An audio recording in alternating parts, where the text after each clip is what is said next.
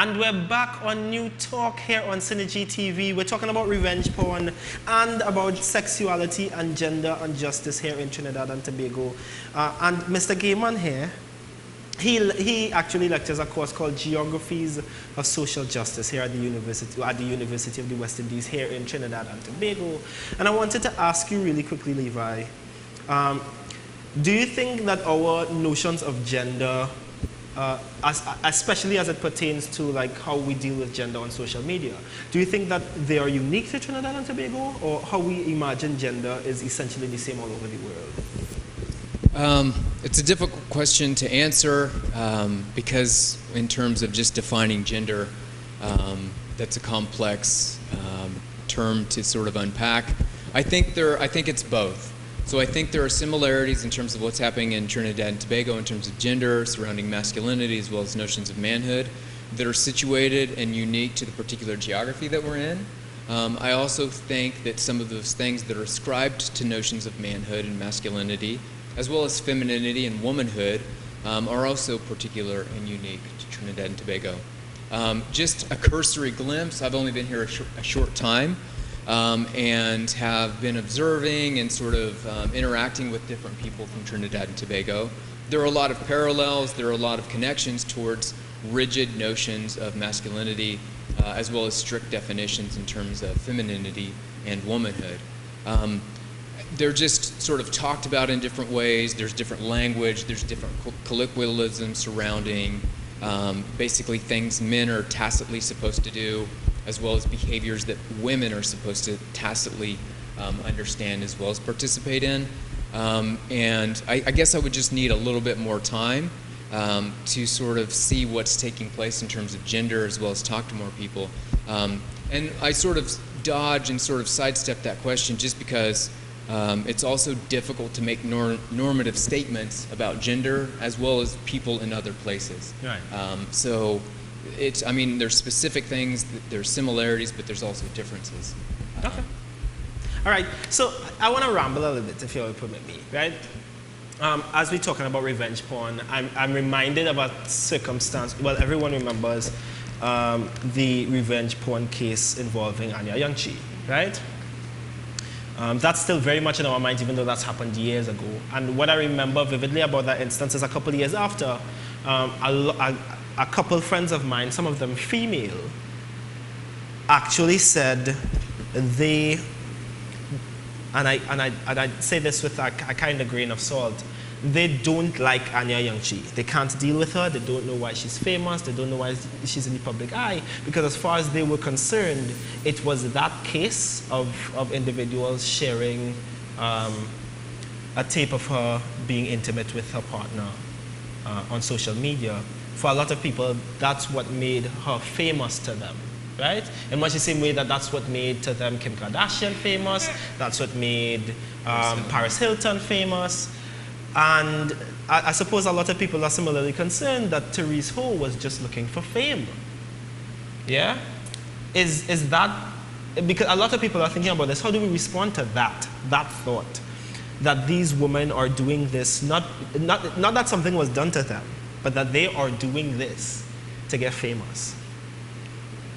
Johanna, I know you want to say something. See, the thing is that I, too, thought along similar lines, especially with the instance of Anya Youngchi. However, you cannot capitalize on something if you don't have the basis or like the foundation. Anya Youngchi is talented. So there's that, and she, I don't want to say she made the best out of a terrible situation, and I commend her for that. So as far as her, I don't think that she did it because of that, and I don't necessarily think any woman does it because they want to get famous. Like, I can't see that being a train of thought, more of like a reaction to like something unfortunate happening to them, and they're just making the best out of the situation. So No, but it's a conversation that's happening a lot. A lot of people are of the view that women, right, because the idea is while we talk about the male gaze, which is why I asked about whether or not it's the male gaze that influences women's behavior or the other way around, I agree with you that it is, there is no like causal relationship really happening there. But for a lot of men in general, and even women as they kind of respond to the patriarchy, right? The idea is that women are doing this because they know because, and men say it all the time. The new talk is, if you're advertising that way, you must be selling something, right? And I've heard it from even colleagues, friends of mine before, that the way that you dress, the way that you talk about yourself, the way that you talk about your sexuality, the way that you behave, how you interact with partner, how you are sexual and even non-sexual, is about you negotiating attention first and foremost. And as women, I think I need your perspective on this. Yeah? Men are saying that how you are behaving is solely for the attention of men. Now, that there is very, very, very disturbing. The mere fact that, you know, we have become desensitized to this matter, seen it as a crime, you know, and we look at it and say, okay, well, she looked for that, to put it in those better terms. It's really disturbing because women don't go with the idea saying, okay, I want my nudes exposed and I am going to get famous out of this. Looking at Kim Kardashian, I'm not saying that is why she did it, but to compare it relatively to Trinidad in terms of her financial standings and some of the, well, Therese, right? It's different, it's completely different. And as you said, I have to agree with, in terms of making the best out of the situation, if you want to now build awareness and take your situation and use it as a testimony for others who have experienced this, and you build your fame based on that, is not necessarily that, okay, I initially had this in mind that I am going to expose my nudes to become famous, and it's really disturbing to know that that's how male and both females think about this whole situation. Also, I would like to, basically, I feel like a certain type of man thinks those things, and like a certain kind of woman thinks those things. So it comes from that, like those women who define themselves basically in a relationship to a man, and then a man who think that women are defined in relation to them. Right. And that is not, I hope, that is not the overall consensus. I mean, I know people personally who think that way, and I know people who don't think that way. Right. So I'm thinking, I know for sure it's not actually correcting myself. It's not, but there is a type of person that thinks that way. So,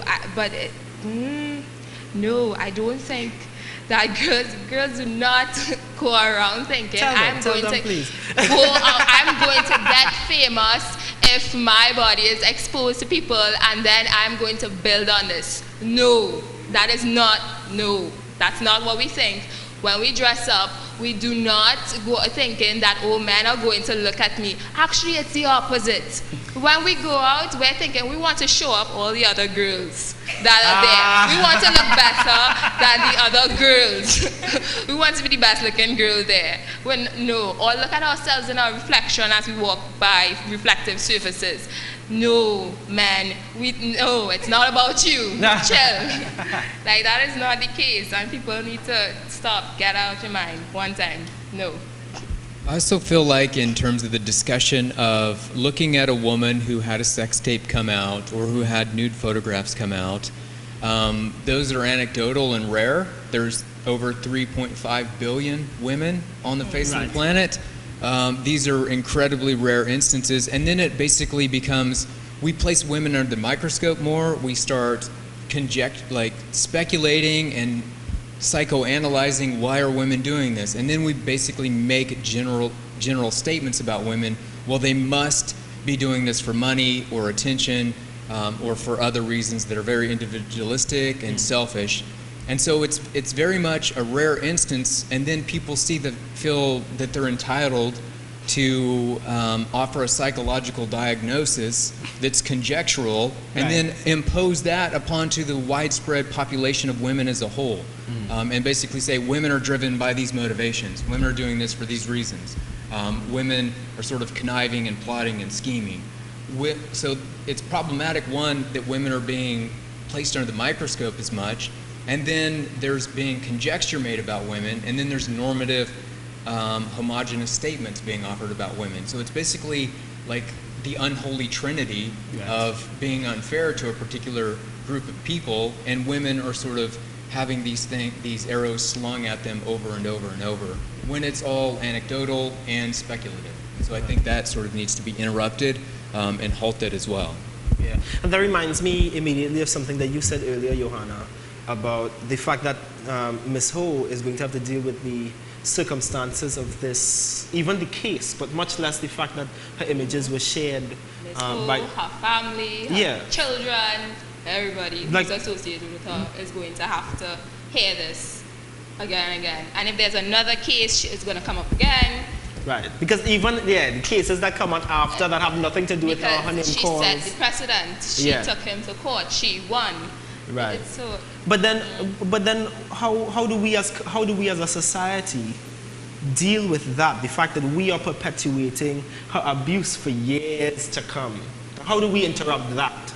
Well, I think there needs to be like a better perception of, not necessarily better, but a changed perception as to how we view her and what her situation. Because I mean, I feel like it could be said that both of them did something wrong. Both Lendl Simmons and Therese Ho did something wrong. However, there's the level of wrongness that is looked at in that case. So I think we can't help that, but we need to be mindful of how we refer to her, in that not trying to make her, sound, or, trying to make the situation more than it is, or put emphasis on her, because that's what we've been doing basically. Right. Because all the articles that you look at in the newspaper, online, they're all about her, around the case. But there's very few around Lendl Simmons about the case. Like everybody's, Therese Ho needs to stop doing this, or Therese Ho, she did a good thing, but they're not necessarily talking about, oh, Lendl Simmons did something bad, or Lendl Simmons is being, he's being mistreated like that. Right. There's not that, because it's all about her in that sense. So we need to chill on that, basically. One solution is we could stop having news programs that are individualistic in nature. So, because there's a certain degree of re-traumatization that people could experience when they keep having this show up in headlines, they keep having it show up in talk shows, they keep having it show up in newspapers, right? And so that impacts not only the people who are involved, but also family members of the people who are involved. Children are oftentimes involved. So it's exposure not only of them, but also their family members. It's a necessary conversation to have about cybercrime and revenge porn, but even steering the conversation away to these individual people, and they're sort of exposed in this woman, and sort of recentering the conversation about the larger systemic issue at hand too, could go in a progressive direction. Okay, cool. And we're going to talk a little bit more about this, about the changing state of social media and whether or not we can actually properly prevent revenge porn in the years to come. That and much more when we come back from the break. You're watching New Talk here on Synergy TV.